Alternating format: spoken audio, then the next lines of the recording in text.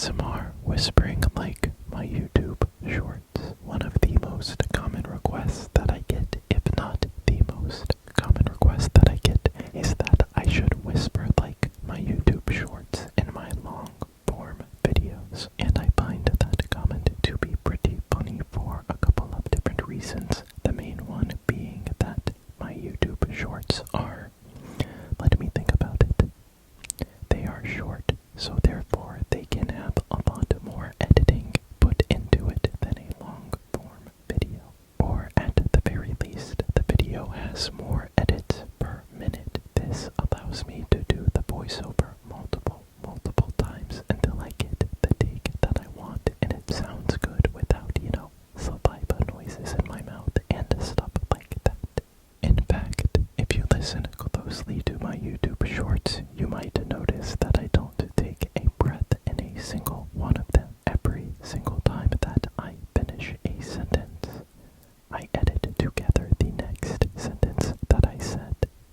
This creates a very tingly and fast-paced whisper effect. I do utilize that editing in my long-form videos, but it is definitely more tingly in the short form because I am also reading off of a script, so I can fully pronounce the words that I am saying because I know what I'm going to say. I used to think that I would be a very good improv actor, but then I started doing ASMR and I realized that it is very difficult to come up with stuff to say on the spot.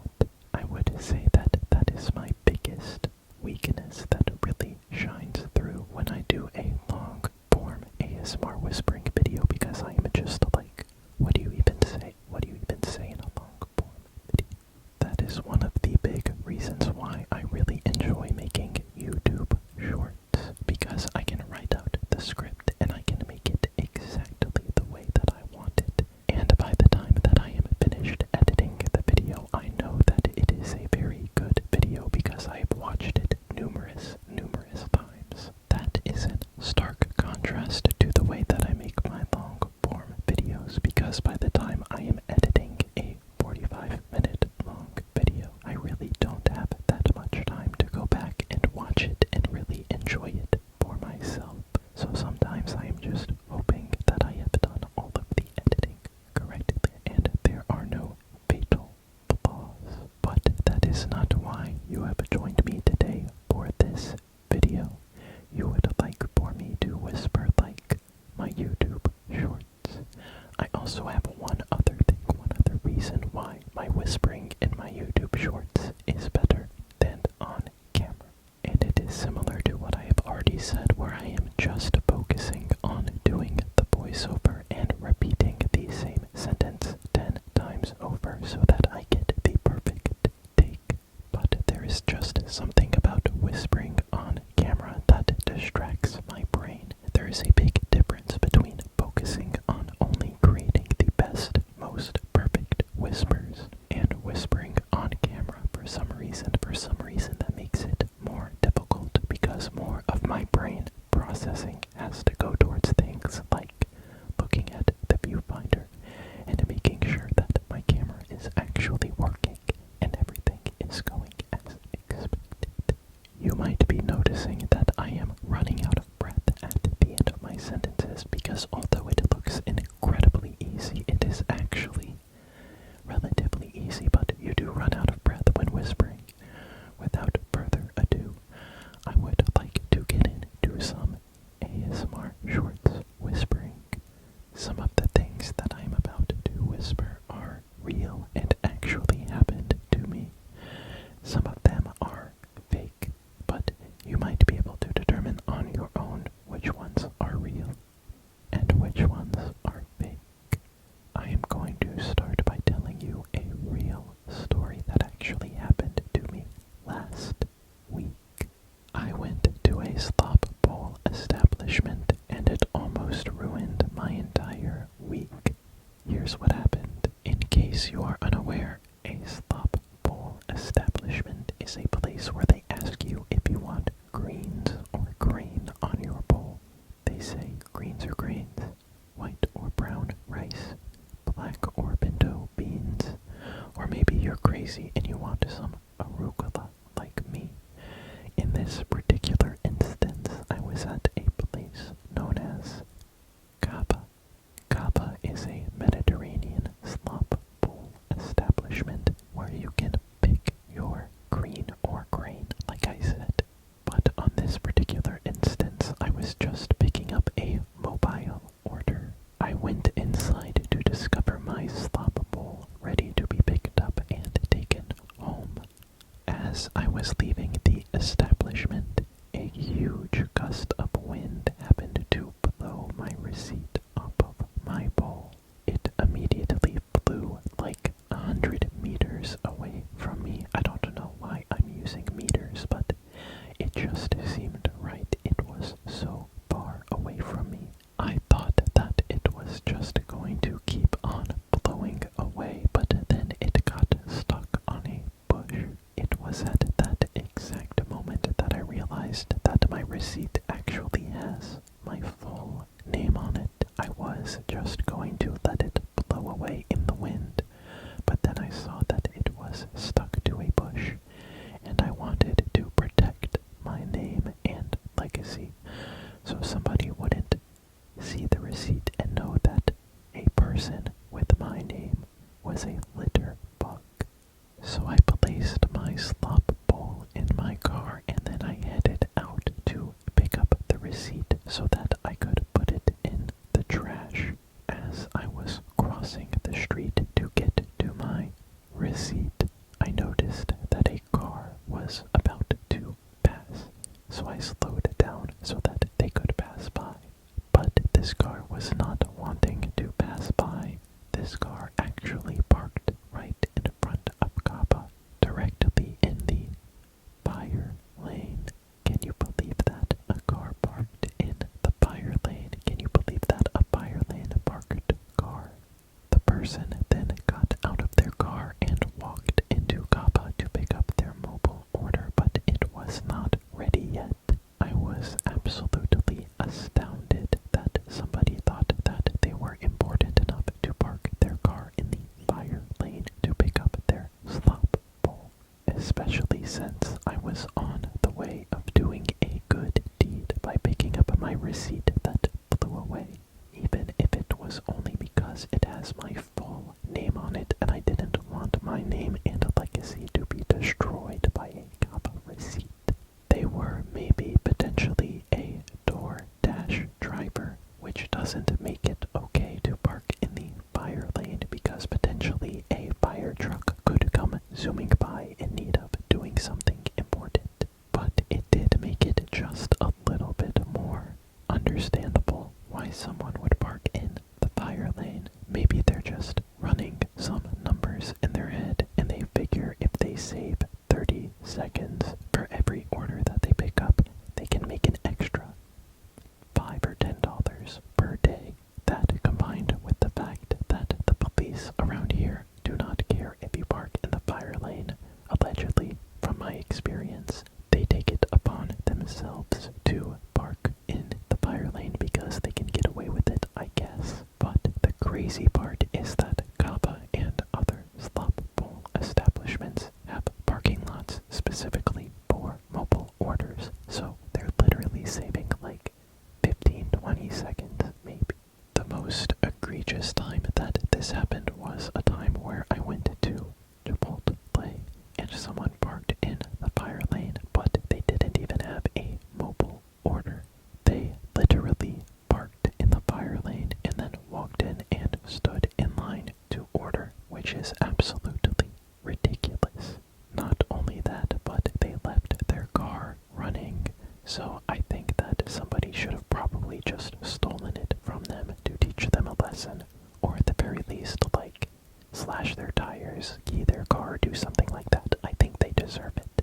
If I had some sort of political power, I would create a system where if you have a driver's license, you can vote one time per month on a car, a driver's license, that you saw on the road do something annoying, illegal, ridiculous, and you can use your one vote per month to say, this person should not have a driver's license, and then if someone gets their license plate voted on 3 times in a 30-day period, they get their license revoked, or they have to pay like $1,000 fine or something like that, because there are so many times on the road where people are disrespectful, and I just want to have some sort of power to say, fuck you. Perhaps a different way of going about it if someone is annoying you on the road is you can just follow them all the way home or to their workplace or wherever they're going, and then once they get there, you just keep driving and you leave. But it's important that they know that somebody is following them. Somebody knows where you work. Somebody knows where you eat. Somebody knows where you live. Somebody knows that you parked in the fire lane, and they're not gonna let you get away with it. I think the reason why this is weighing so heavily on my mind is the fact that people think that they are more important than other people.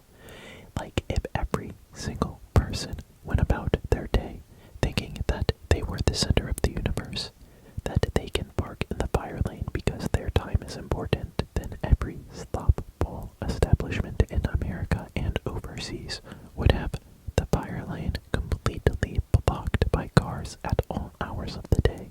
They might as well just repaint it and say pickup lane, fire trucks, you can park down the street somewhere. We don't really have a space for you. We only care about our customers and not about the safety of our customers. That is enough about fire lane parking. Let me move on to my next story, which actually did happen as well. I visited the Lush store so that I could buy Minecraft bath bombs like the ones that are so highly requested by that one person in my comments.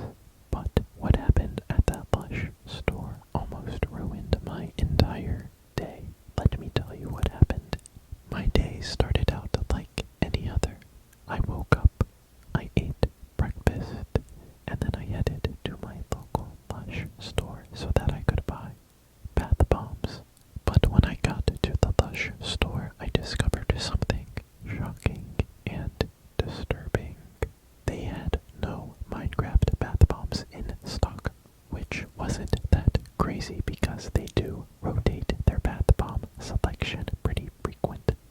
Despite the fact that they did not have the Minecraft bath bombs that I was looking for, I did get a good bath bomb haul along with some other products that they have. But when I got to the register is when things took a downturn. The person at the register asked if I had the Lush app downloaded because I could get $5 off my purchase. Being that I shop at Lush frequently for my videos, I definitely had the app downloaded, so I went to pull it up. However, when I pulled up the app, I saw something that was really unfortunate. It said that my iOS is out of date, and because of that, I cannot open the app. Not that my app was out of date, I had the most updated Lush app. However, the Lush app apparently does not work unless you have the latest iOS update. Due to this, I was unable to get the $5 off of my bath bomb purchase, unfortunately. At first, I didn't really care that much because it is just a $5 coupon, like nothing crazy. But then I just kept on thinking about it, about how dumb it is that my software has to be at the current update just for me to get a coupon code. Coupon codes should be easily accessible by people that frequently shop at a place, and I understand that an iOS update is very simple to download. You just click download. Software updates exist so that you become an absolute victim to the system. They make it so that you have to download the update. You have to make your phone slower. You have to make the battery life worse.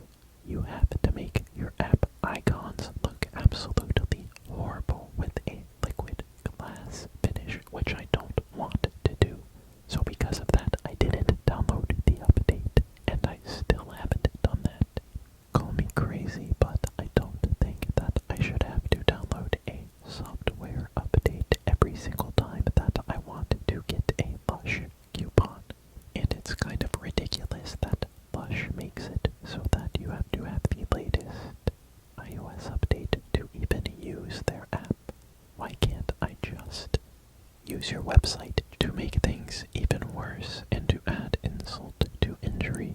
As I was leaving the Lush store, I had to pass by the Apple store in order to get to my car. I wanted to go in there and ask one of their associates for some help with my phone so I can be like, why can't I use this app?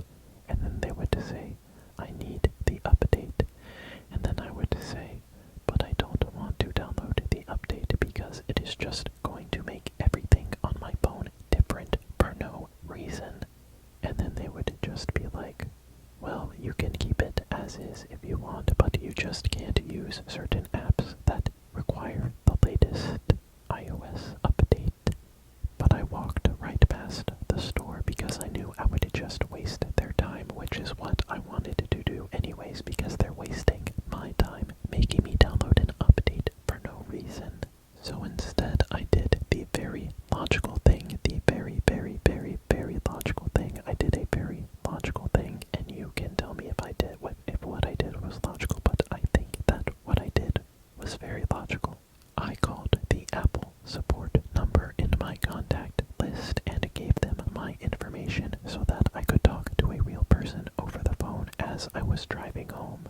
As is the case with every single customer support line, you have to go through a series of questions to give them all of your information, which takes a couple of minutes. And then after that, they ask you, how can I help you today? And then I said, no, and then I hung up the phone. They then called me back and I answered, and then they asked a couple of questions just to make sure that I was the same person that they were talking to. And then when they asked me again what my issue was, I hung up the phone. I then called back the automated number, which has an AI answering machine asking you questions, to which I responded a very long rant about, how they are absolutely screwing me and all of their customers by forcing them to download updates in order to actually use their phone. I thought that I was just talking to an AI answering machine, but if you give a response that is long-winded enough, they will connect you to somebody, because while I was in the middle of my rant using Apple's AI customer assistance as a sort of therapist to an extent, I heard some very faint typing on the line as I was ranting, which means that they transferred me to somebody so that they could listen to what I had to say. And they were presumably taking notes about, like, this is an absolutely insane person. This is a psychopath. Do not deal with this person. But when I heard that typing on the other end, I knew it was time to hang up the phone and put a rest to this situation. So I hung up the phone and I got a call back, this time from a person in Texas with an American accent trying to help me, not an overseas call center like what answered the first time. So if you really crash out on Apple customer service, they will put you with somebody that will talk to you. But I didn't have an issue because I know that the way to solve my issue is to download the update. But I'm not going to download the update because I have the right to not download the update. So if you have an Apple phone with an active phone plan, you can actually call their customer service line and just use them as your free therapist. Because if you crash out on them hard enough, you will skip over, the overseas call center, and they will put you with a person that is specifically trained to handle people that are going absolutely berserk, and they will calm you down. Even though I didn't actually talk to that person, it was enough to know that they had somebody that was willing. I don't think that this video is similar enough to my YouTube shorts, so let me change that a little bit with some soap carving. The first thing that I decided to do was to follow instructions from a comment which told me to screw in a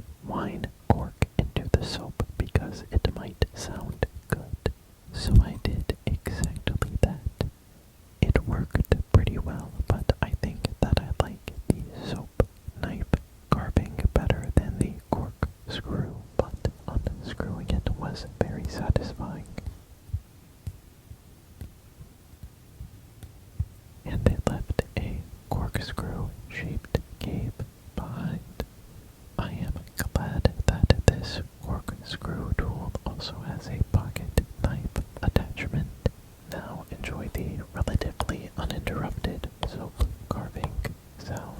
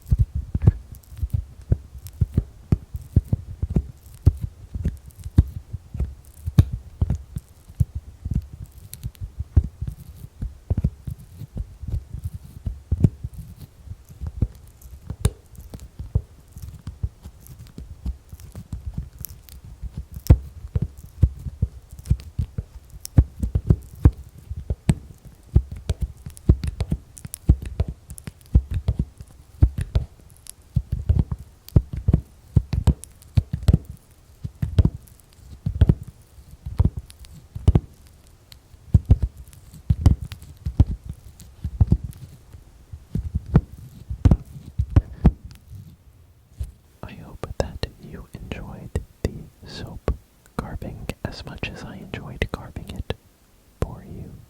Ranking my top 10 ASMR videos that I've ever made. Starting at number 10, I am going to select $1 versus $10,000 airplane seat. Is this video clickbait? Absolutely. Is this video good? I mean, not really. Was this video a lot of fun to make? Absolutely. For those of you that are unaware, in my $1 versus $10,000 airplane seat video, I pretended to go on an airplane. Airplane ASMR is actually not relaxing at all because airports are kind of stressful and airplanes are very loud, so you can't do good ASMR on them. So my idea was that I can kind of do what Rhett and Link did, where they pretended to be on an airplane, but instead I would do ASMR while pretending to be on an airplane. I think that it worked relatively well, even though it probably should have only been like a 15-minute video. I made it to like 30 minutes, I think, but I'm very proud of it, and if you watch it, you might like it as well. Coming in at number 9, I am choosing ASMR bath bombs. I am just lumping together every single ASMR bath bomb short that I have ever made into the same category at number 9. I think that the first bath bomb video that I ever made was the Minecraft bath bomb short with no whispering at all. And it is funny sometimes that I get comments of people saying like, why are you whispering? Mainly on TikTok, because it's probably an audience that does not watch ASMR. But even with the audience that does watch ASMR, people comment, upload it without the whispering, please stop whispering. And I always find that to be kind of funny, because I have uploaded non-whispering shorts, or at least I would test some out, and every single time they do not do as well as the ones with whispers. And although I myself like listening to ASMR without whispering, my audience has told me through their viewership that they like whispering.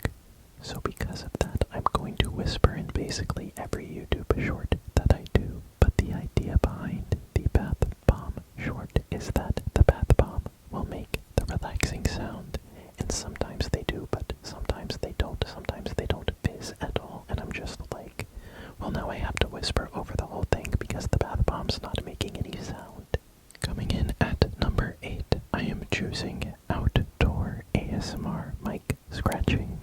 This is a very old video that I did within 6 months of creating my YouTube channel. But I remember that this particular video was the first video that I made that ended up getting 20,000 views within a couple of days of posting. And I was really proud of that. And I was also very proud of the fact that when I was recording this video outside, I recorded a mic scratching for 30 straight minutes before I realized that my microphone was not working at all. So I was very mad and upset for about 5 minutes before I realized that the only option was to just re-record what I had already recorded. And sometimes that actually helps make the video a lot better because you already know what you are going to do. So you can just focus on doing it even better than what you did the first time. But I like that video because it, like I said, was one of my first videos that got a lot of views within a week, and I was very proud, and it made me want to keep on pushing. Coming in at number 7, I have Monster Octopus Spa Day. There was a time in which I thought I would never get to see or hold the big monster octopus. I thought that they were a discontinued product which I would never get to hold for myself. So when I actually did get to buy one, I was very excited to share it with all of you, of course. The first short that I did with Big Monster Octopus could probably fit at the number 7 spot as well, so I will combine them, but I like the Monster Octopus Spa Day long form video because it is basically just a long version of my shorts, which obviously people comment, why aren't your long videos like your shorts? Well, I do make them sometimes. They just generally don't get as many views. Like, for example, I made a full-length bath bomb video and soap carving video, trying to make it like my shorts. And I think that I did a pretty good job, you know. Obviously, it is not quite as buttoned up as a short because a short is only 60 to 90 seconds, whereas, you know, long form is 20-30 minutes or so. So it's not quite as, you know, packed full of tingles. But basically, I'm making 15 shorts in one if I'm making a long form video that is in the same style as my short. So that is why I don't do it that much. Coming in at number 6, I went back to Buc-ee's so I can try all of their delicious grab-and-go food and compare it to Sheetz. I like my Buc-ee's ASMR shorts because it's cool to do ASMR in the real world where you're like trying new things, having a new experience, and getting to share it with you. And on top of that, the video also did really well, so I am hopefully going to do more similar ASMR and Buc-ee's type shorts coming soon. Be on the lookout for that. At number 5, I have In-N-Out versus Five Guys ASMR. This is another example of a real world video, and again, this video is basically a YouTube short in the form of a long form video, and it doesn't do as well as my other long form videos, so I really do enjoy making the long form. It was very fun to be able to go to Five Guys, In-N-Out, Shake Shack, and Cookout as a part of my job, but despite that, the views did not quite do as well as I would have liked, but that is totally fine because I got great satisfaction from it and very good meals out of it. I probably won't be doing too many videos that are similar to that because it did take a lot of effort to drive to an In-N-Out burger from where I am, like 8 hours away, but it was worth it. Moving on to number 4, I have ASMR for people with ADHD. The number 80. HD, that is 880 HD. This video has over 1 million views now, I think, and it is just a good example of not only is it just a good title and thumbnail, but the video actually does match the title because it is a fast-paced video where it is cutting to a different sound every, I would say, 10 seconds or so. At the beginning it is much more fast-paced, but then eventually it just goes back to a normal-paced video, I think. I don't know, I haven't watched it in so long. But yeah, I really like the title of that video, and obviously you all enjoy it as well, so it makes me happy. At number 3, Clicky ASMR. Clicky ASMR is my most viewed video still to this date, I believe. And I can attribute that to one simple thing, other than it is a very good ASMR video. One thing that I think contributed to the success of this video is that I clicked the theme to the We theme song, or the Me theme song, like 2 minutes into the video. You know, the one that goes like do do do do do do do do.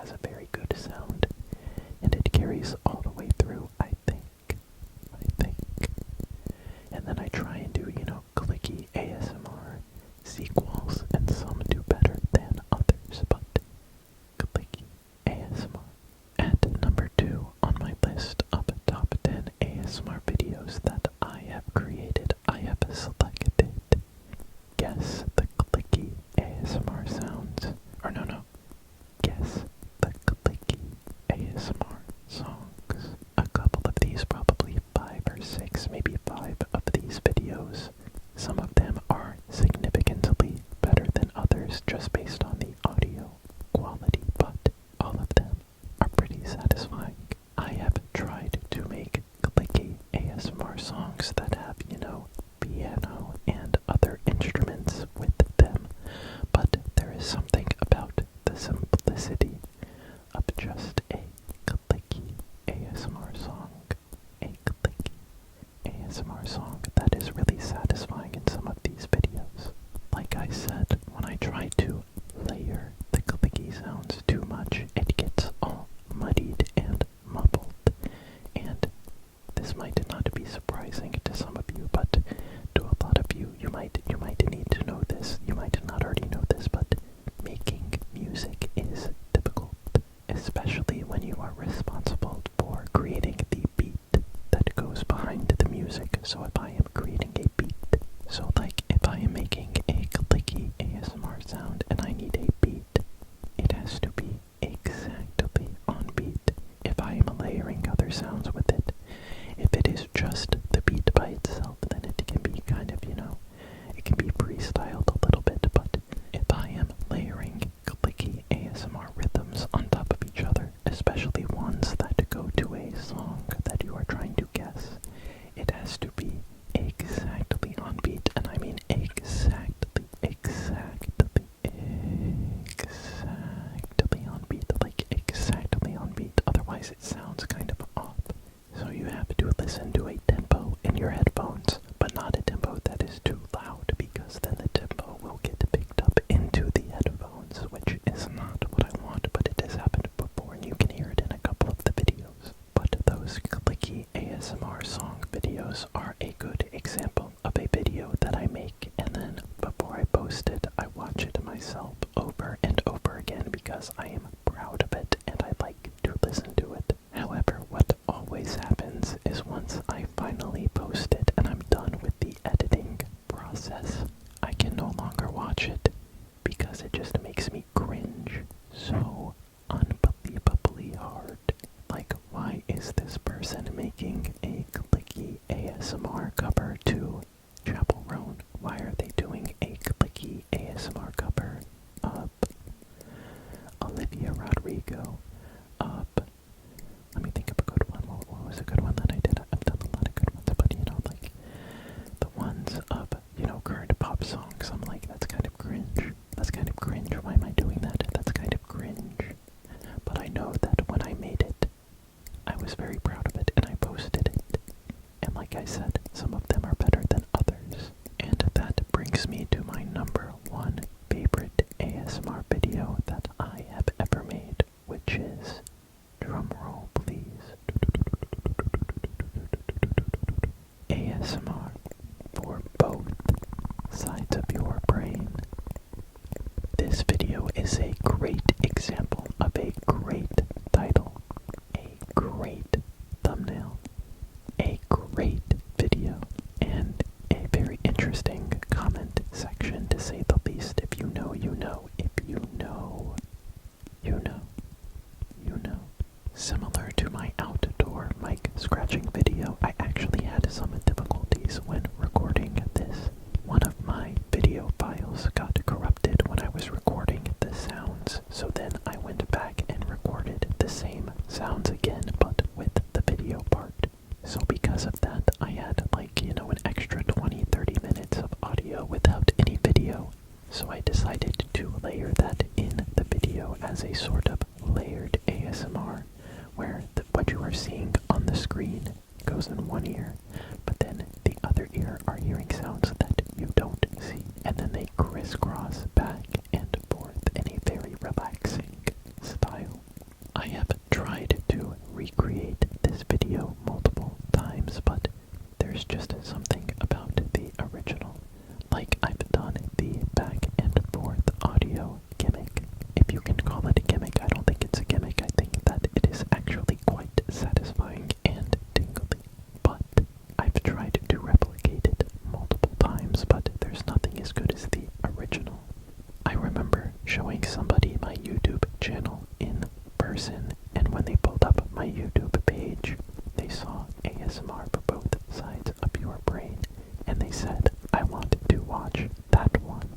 So really, that is the mark of making a good video, is having a good title and a good thumbnail so that people see it and they say, I want to watch that. It sounds so simple and so obvious, but it really is true. So yeah, I made it so that when you click on that video, you can immediately hear that it is indeed happening on both sides of your brain and all over the screen as well. I flew to Miami so that I could experience GTA 6 before it even comes out in real life. My trip started like any other trip. I went to the airport. My flight got delayed by 30 minutes, but then quickly I was in the air and then landed at Miami-Dade International Airport. While I was at the airport, I noticed that a lot of other people were doing the exact same thing. They were wearing their best GTA 6 outfits, ready to take on the town. The first thing that I wanted to do was see an alligator, because although I have seen alligators before, I hear that the ones in Florida are built a little different. I immediately took an Uber to the nearest swamp, and before we even got there, I saw an alligator walking along the side of the road. Apparently, an alligator is different from a crocodile because an alligator is much more friendly. I would say they don't want to attack you or, get in your business. They just want to go about their daily life just like you. By the time that I got to the swamp, there were just so many alligators that it was just too many alligators that I immediately got out of there because I was so scared that the alligators might turn into crocodiles or something. All of that stress was making me hungry, so I went to a local spot to get one of my favorite foods, a Cuban sandwich. In case you are unaware, a Cuban sandwich has pulled pork, ham, Swiss cheese, mustard, on a panini, and it might have some other stuff. Am I forgetting some stuff? It might have some other stuff, but it is quite delicious. And this Cuban sandwich that I had at this local spot was the best sandwich, period. Period. Period. DT, period. Period. That I've ever had, period. Although up to this point I was thoroughly enjoying my trip, I wanted to get the true GTA experience, so I headed to where all of the nightclubs are and set out to try and get into one. Apparently, in order to get into these nightclubs, you have to have some sort of clout, as they say, or, some sort of prestige or a social media following. Lucky for me, I do have a social media following, sort of, to some extent. So I went to the most exclusive nightclub that exists, and I showed them my YouTube, and I was like, I have 200k on YouTube, can you let me in, please? And they said no. And then I showed them my TikTok, and I was like, I have 100k on TikTok, will you let me in, please? And they said no. And I was like, okay, what would it take? How many followers would it take to be able to get into this nightclub? And they said that it is not about how many followers you have. It is about how much motion that you have. He then explained to me that an Instagram follower is much more important than a YouTube subscriber. And I was like, that does not make any sense in the slightest. A YouTube subscriber is worth more because it is a monetizable asset that you can make money off of, whereas an Instagram follower is just some bot, basically, that likes your photo or whatever. So basically, they told me to get lost until I have at least 500,000 Instagram followers, and only then would I be able to enter their exclusive nightclub. While this was super disappointing,